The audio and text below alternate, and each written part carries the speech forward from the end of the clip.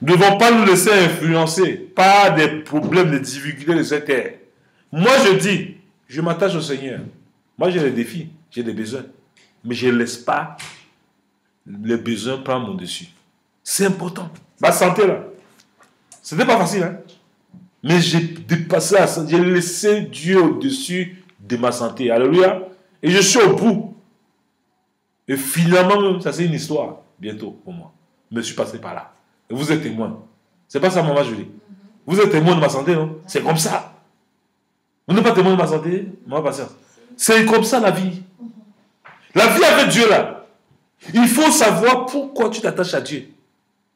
Pourquoi tu as cru. Et qui tu es en Christ. Si tu ne sais pas qui tu es, le diable va te dire qui tu es. Le diable va te dire tu es vaincu. Dieu va te dire tu es vaincu. Le diable te dit tu es vaincu. Toi tu dis que tu es quoi? Tu es vaincu ou bien vainqueur? Alléluia. Qu'est-ce que tu penses de toi? Est-ce que tu as la paix au milieu des difficultés? Est-ce que tu as la paix au milieu des difficultés? Au milieu des problèmes? Tu as la paix? Si tu n'as pas la paix du Seigneur, tu n'as pas encore compris la marche avec Dieu. C'est pour ça qu'il nous a recommandé dans Galates 5, verset 22. L'amour, la joie, la paix, la bénignité, la maîtrise de toi, la maîtrise de soi, la tempérance. Et quoi encore? La douceur. Est-ce que quand tu parles à quelqu'un, tu es douce? Quand tu veux te défendre, tu es douce. Quand tu veux expliquer à quelqu'un, est-ce que tu parles avec douceur? Tu parles avec toute ton énergie, bien tu parles avec douceur. Si je ne parle pas à toi, tu ne veux pas sauter ce que tu n'as pas parlé. Il faut que le quartier sache que tu parles. Il faut que la maison sache que non, tu parles, tu es là. C'est ça? Dieu te dit qu'il faut avoir la maîtrise de soi. Il faut te calmer. Il faut chercher la paix. Non, toi, il faut que tu fasses des problèmes. Si les gens ne t'entendent pas, si tu ne montres pas qui tu es, tu n'as pas ta portée là, tu n'es pas tranquille. Ce n'est pas une vie.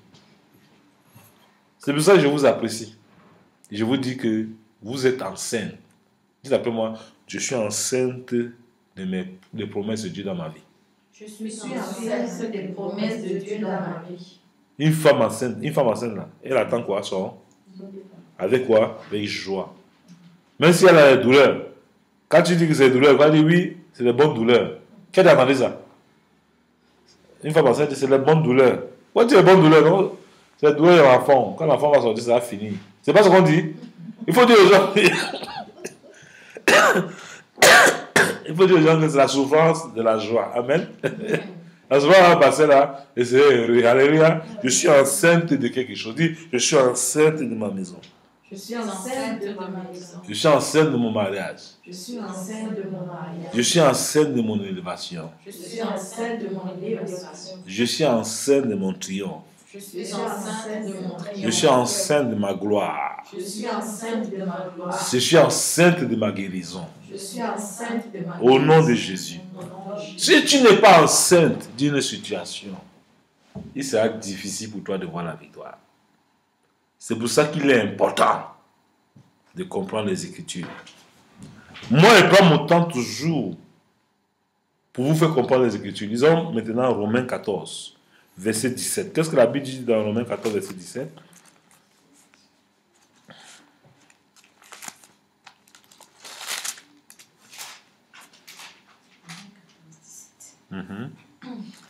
Je lis au nom du Seigneur. Car le royaume de Dieu, ce n'est pas le manger et le boire, mais la justice, la paix et la joie par le Saint-Esprit. Alléluia. Le royaume de Dieu. Alléluia. Le royaume de Dieu. Ce n'est pas le manger et le boire, mais la justice. Qui nous a justifiés? C'est Jésus, mais ce sont des œuvres. C'est les hommes qui t'ont justifié, mais c'est Jésus. Ce sont tes parents qui t'ont justifié, mais c'est Jésus. Ce sont tes enfants qui t'ont justifié, mais c'est Jésus. Pourquoi vous voulez que les gens vous disent que vous êtes juste? Pourquoi vous voulez avoir l'approbation des hommes? Pourquoi vous attendez à ça? Les gens vont vous traiter comme des maquisards, des criminels. Mais Jésus vous a justifié.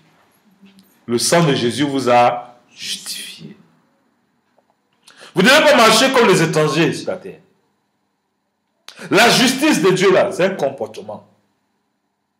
Il n'y a plus de condamnation pour ceux qui sont en Christ Jésus. Si tu sais que Jésus t'a justifié, il est difficile pour toi de marcher dans la confusion. Les gens marchent dans la confusion parce qu'ils n'ont pas compris la justice de Dieu. C'est pour ça que le verset 17 dit que quoi? La justice, la paix, la paix. La paix. Est-ce que tu es en paix avec toi-même? Je sais qu'il y a des gens ici qui ne sont même pas en paix avec eux-mêmes. Tu es là, tu veux servir Dieu. Tu n'es pas en paix avec toi-même. Tu n'es pas en paix avec ta propre vie. Tu n'es pas en paix avec ce que tu veux faire. Comment veux-tu que Dieu fasse de grandes choses avec toi? Tu dois expérimenter la paix de Dieu. La paix sans laquelle tu ne peux pas être heureux. La paix de Dieu en toi. C'est pourquoi tu marches dans une assurance que tu as besoin de paix dans tout ce que tu veux. Tu as besoin de parler doucement, pas fort. Tu as besoin de garder le silence pour comprendre les voix de Dieu. Tu n'as pas besoin d'avoir peur. On t'appelle. Ton propriétaire t'appelle comme ça, tu commences à trembler. Tu trembles quoi? On te donne une facture, tu commences à trembler. Garde la paix. C'est Dieu qui peut te justifier.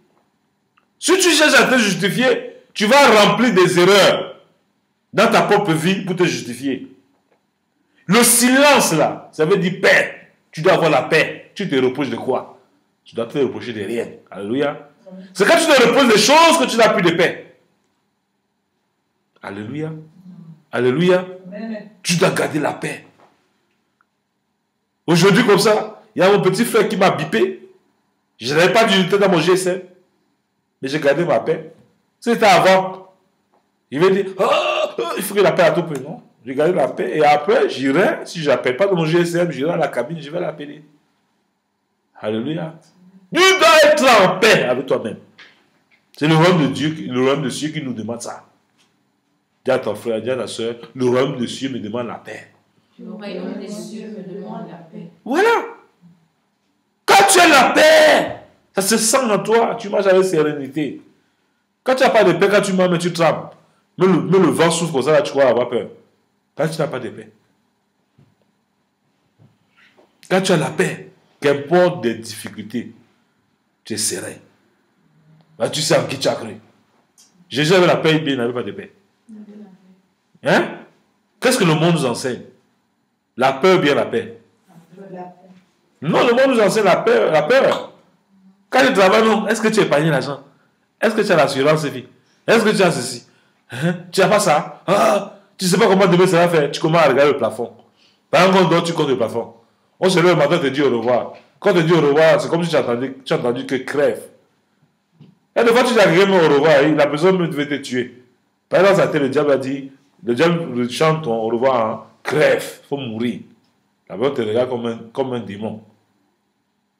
Tu dois prier, tu vas dire, Seigneur, pardonne-les quand ils ne savent pas ce qu'ils font. Ta paix, tu dois la vivre, pas imposer ça à quelqu'un.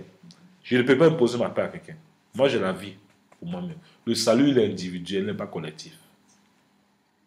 Si quelqu'un veut recevoir mon évangile, il va recevoir pour sa paix. Tu ne veux pas recevoir là, c'est ton problème. Ce qui est sûr, Dieu me dit il faut enseigner. Et c'est le juger en fonction de ce que j'enseigne. Chacun de nous, on travaille pour le salut. Personne sur cette terre ne peut dire qu'il n'a pas besoin de Christ. Nous avons besoin de Christ parce qu'on a des défauts. Et comme nous avons des défauts, nous avons besoin de Christ. Et chaque jour, nous devons travailler dans la paix. La troisième chose, c'est quoi? La joie. Pas le Saint-Esprit. Le Saint-Esprit nous a été donné pourquoi? Pour qu'on ait quoi? La joie. Mais on n'a pas de joie. Au lieu qu'on ait la joie de causer, de partager l'évangile, De parler de l'avenir, on n'a pas de joie. On est rempli de tristesse. Quand tu vois ton frère, tu n'as pas la force de le saluer. Comme si tes soucis là pouvaient changer quelque chose dans ton histoire, dans ta vie. C'est pour ça qu'il est important d'avoir la joie dans le Saint-Esprit. C'est important. C'est pour ça que je vous ai dit ici à la maison des vainqueurs, vous devez lire chaque jour quoi? Galates 5, verset. Combien de fois? Par jour. Vous allez voir les merveilles de Dieu dans votre vie. Je ne sais pas pourquoi Dieu m'avait inspiré sur ces tests. Parce qu'il sait que le mauvais jour, quand le mois de décembre arrive, c'est le mois où le diable veut recruter ses adeptes. Tu vas voir que tu as couru vers la fin, le diable va te tuer. Et sachez que le mois de décembre, c'est le mois où le diable va assassiner beaucoup de nous. Je connais une femme à l'église Bethel, à Douala, Cameroun. La femme la chantait dans la chorale. Son fils s'appelait Ali Baba. Il était jeune, dans le groupe des jeunes. Il avait l'âge de 17 ans. Il était un grand serviteur de Dieu. On appelle ça Youth Ministry. Ils sont allés dans une convention un mois de décembre dans une ville de Limbe, au Cameroun. Quand ils sont rentrés dans la convention, là, ils ont fait l'accident. Dans l'église là-bas, il y avait 22 jeunes qui sont partis. Il y a plus de 12 qui sont morts. Et le jeune là, qui chantait là, le jeune qui était comme évangéliste au milieu des jeunes là, il est décédé. Sa mère était dans la chorale de l'église. Elle chantait. Quand elle chantait comme ça là, les malades guérissaient. Quand le jeune est mort, la femme était parmi ceux qui ont porté plainte contre le pasteur pour dire que le pasteur c'est un sorcier. Elle a abandonné même la foi. Elle a commencé à boire dans les maquis. Je suis témoin. Mais elle ne savait pas que ça ne pouvait plus faire revenir son fils. Mais son fils était dans le ciel, auprès de Jésus. Pour dire quoi? La mort peut nous atteindre. Si Dieu permet, si Dieu veut, on va mourir, on va au ciel. La mort est un gain pour les chrétiens. Imaginez qu'elle chantait comme ça là. Elle n'avait pas la foi en Dieu. Elle chantait pour sa chair. C'est pour ça qu'on dit, quand on sait Dieu là, on sait Dieu pour soi-même, on ne sait pas pour quelqu'un. Et moi j'ai eu pitié, je me suis dit, mais la femme, quand tu avais chanté, tu avais envie de servir Dieu. Mais elle chantait, elle ne lisait pas la parole de Dieu. Elle croyait que le salut était un acquis. Parce qu'elle chantait, tout le monde l'acclamait. Elle s'asseyait avec le banc de pasteur, là-bas. Où le pasteur s'asseyait, c'est où elle s'asseyait. Mais elle n'avait aucun fondement en Christ. Quand les épreuves sont arrivées là, elle a basculé. Pour vous dire quoi? Si aujourd'hui, j'ai un exemple, tu paies l'être le plus cher pour toi, tu vas arrêter de servir Dieu? Non. Mais on dit non avec la bouche. Quand ça arrive là, si tu n'es pas préparé là, c'est là qu'on connaît le vrai chrétien quand le problème arrive. Amen. Amen. C'est pour ça que vous devez bien lire Galates chapitre 5 verset 22. J'ai dit cette dame, on a prié, j'ai prié pour elle jusqu'à, j'ai prié toujours. Mais je crois que Dieu ne peut pas abandonner les œuvres qu'elle a fait au début, elle va revenir à la foi. Qu'importe les difficultés qu'elle traverse. Alléluia. Amen. Et le pasteur aussi. Comme il sait Dieu. Moi je crois que le jeune est mort parce qu'il a tellement servi Dieu que Dieu a vu que sa course est finie sur la terre. Parce qu'il était Ali Baba, je connaissais le jeune là. Dévoué. Dévoué. Mais perd son âme. Alléluia. Et le pasteur aussi, Wesley, il est allé aux États-Unis, il a travaillé, lui qui a fondé le Bethel au Cameroun. Jeune, avec sa femme. Il est allé aux États-Unis un jour, il prêchait comme ça, il a eu le malaise à partir, il est tombé aux États-Unis, il est décédé. Quand il est décédé, il y a beaucoup qui ont prié que non, Dieu les a dit qu'il va ressusciter le troisième jour. Il n'est pas ressuscité, mais je sais qu'il a assis à la droite de Dieu le Père. Parce qu'il a travaillé, il a fait le bon combat de la foi. Amen. Pour dire quoi? Quand vous travaillez avec Dieu, attendez-vous toujours que Dieu peut vous appeler à tout moment. Mais travaillez avec crainte et tremblement. Ne travaillez pas comme si vous êtes sur la terre éternelle. Il y a beaucoup là qui marchent sans Dieu. C'est comme ils n'ont pas d'échelle. Ils sont vivants dans l'air comme ça. Là. Ils prennent des voitures, ils roulent. Ils vont au travail. Ils font ce qu'ils font. Ils croient qu'ils sont le maître de la vie. Ils peuvent faire un accident, ils meurent. Mais s'ils meurent là, ils vont aller où? Au paradis, ils vont aller où ils sont allés chercher l'argent.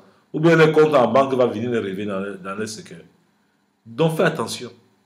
Vous devez dire merci à Dieu pour le salut qu'il vous a accordé. Amen. J'ai béni Dieu pour mon évangéliste, maman Julie. Vous voyez, cette femme, c'est une femme de foi. Amen. Qu'importe les difficultés, elle tient debout. Voilà, elle est venue d'Afrique. Je l'ai connue aussi.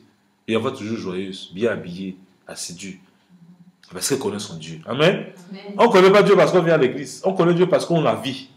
Quand on vient à l'église, c'est pour pouvoir seulement encourager les autres que c'est ce que Dieu a dit, la communion. La communion est importante. Vous voyez ma belle-mère que vous voyez là. C'est une femme qui a passé son temps à jeûner, depuis sa jeunesse. Vous la voyez aujourd'hui tout solide comme ça là. C'est parce qu'elle connaît le Dieu qu'elle a servi. Alléluia. Moi, le Parlement là, moi, ma belle-mère se connaissait depuis. Hein. On ne savait pas que ça s'est passé comme ça. Mais je bénis Dieu qu'aujourd'hui, Dieu nous a mis ensemble encore pour qu'on continue à marcher ensemble. Et ce n'est comme ça qu'on marche avec le Seigneur. Si tu n'as pas de bonnes priorités, le monde va te renverser. Il y a beaucoup de distractions et d'astreintes dans le monde. Mais tenez bon. Dieu avec vous. Amen. Amen. La bénédiction à venir. Amen.